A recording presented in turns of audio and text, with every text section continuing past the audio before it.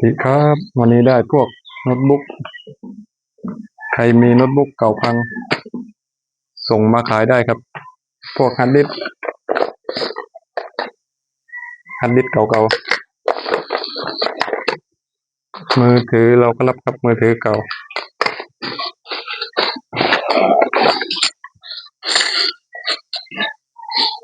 แล้วก็จะเป็นพวกแรม CPU เก่าๆใครมีก็ส่งมาขายได้ครับ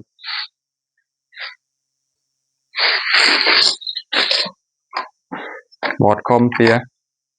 ใครมีส่งมาขายได้ครับแล้วก็